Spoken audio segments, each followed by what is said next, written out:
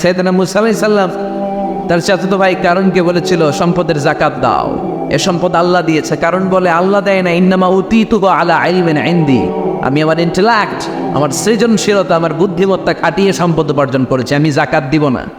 মুসা আলাইহিস সালাম বললেন তাহলে আযাবের অপেক্ষা করো। কারণ বলল পারলে আযাব নিয়ে আসো। রব্বুল আলামিন বললেন ফাকাসাফনা বিহি ওয়া বিদারিহিল আরদ, ও মুসা নিরাপদ দূরত্বে তুমি সরে যাও, আমি এখনই কারুনকে তার সব সম্পদ সহ জামিনের মধ্যে দাবিয়ে দেব।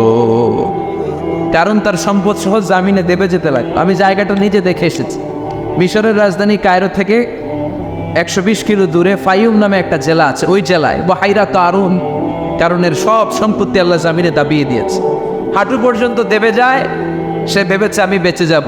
কোমর পর্যন্ত দেবে গিয়েছে, বেঁচে যাব। গলা পর্যন্ত যখন দেবে গিয়েছে আর বাঁচার সুযোগ নাই। কারণ কয় মুসা সব সম্পত্তি তোরে আর তোর আল্লাহরে দিয়ে দিলাম, আমারে বাঁচা, আমারে বাঁচা, আমি তওবা করলাম। তখন কি তওবার সময় আছে? কথা কত বাদাল গরগরা, মালাকুল মাউত যখন দেখে ফেলবেন তখন তওবার সুযোগ আছে। ফেরাউনেরও একই দশা। লোহিত সাগরের পানি খেতে খেতে ফেরাউনের পেটটা যখন এত বড় হয়ে যায়, ফেরাউন হাত তুলে বলে আনা মিনাল মুসলিমিন, আমি মুসলমান। আমি, এটা কোরআনের আয়াত কিন্তু, আনা মিনাল মুসলিমিন, বনি ইসরাইলরা যে আল্লাহর উপর ঈমান এনেছে, আমিও ফেরাউন সে আল্লাহর গোলাম। আল্লাহ বলে দ্য টাইম ইজ আপ, সময় শেষ, এখন তোমার ঈমান কবুল করা হবে। তার মানে বাদাল গরগরা তওবা কবুল হয় না।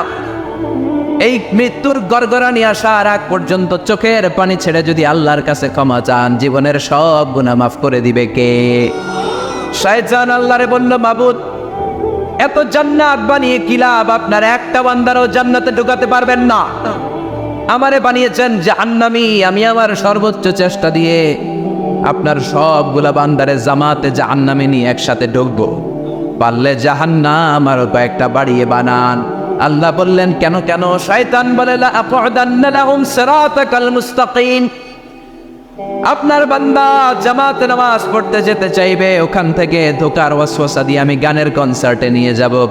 তাফসীর মাহফিলে কোরআন শুনতে যেতে চাইবে, ধোকা দিয়ে আমি মদের আড্ডাখানায় নিয়ে যাব।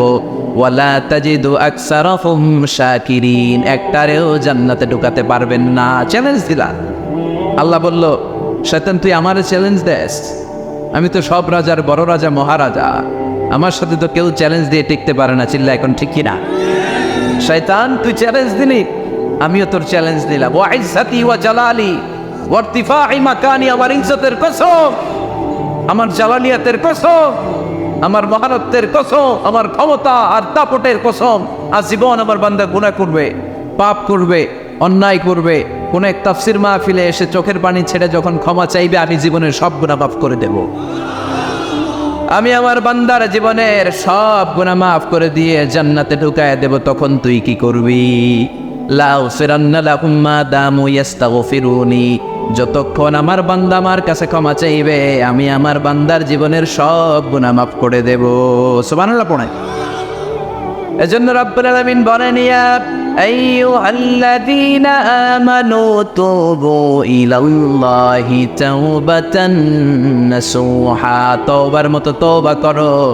তওবার মতো তওবা করলে যত বড় অন্যায় হোক, পাপ হোক, গুনাহ হোক, সব গুনাহ মাফ করে দিতে পারে কে? সাইয়েদনা আদম আলাইহিস সালাম ভুল করলেন, শত শত বছর কাঁদলেন। আল্লাহ বললেন ও আদম কিছু বাক্য তোমারে শিখিয়ে দে, এই বাক্য দিয়ে তুমি আমার কাছে তওবা করো, তোমার তওবা কবুল করে নেব। সাইয়েদনা আদম পড়লেন রব্বানা, পড়েন রব্বানা যালামনা আনফুসানা ওয়া ইল্লাম তাগফির লানা ওয়া তারহামনা লানাকুনান্না মিনাল খাসিরিন। ও আল্লাহ আমি জুলুম করেছি নফসের উপর, ভুল করেছি, অন্যায় করেছি, অপরাধ করেছি, আপনি যদি ক্ষমা না করেন আমি শেষ হয়ে যাব। লানাকুনান্না মিনাল খাসিরিন, আমি ক্ষতিগ্রস্তদের মধ্যে শামিল হয়ে যাব। ঠিক কিনা? এই আয়াত দিয়ে, এই দোয়া দিয়ে যখন সাইয়েদনা আদম তাওবা করলেন, মুহূর্তেই তাওবা কবুল করে নিয়েছে কে?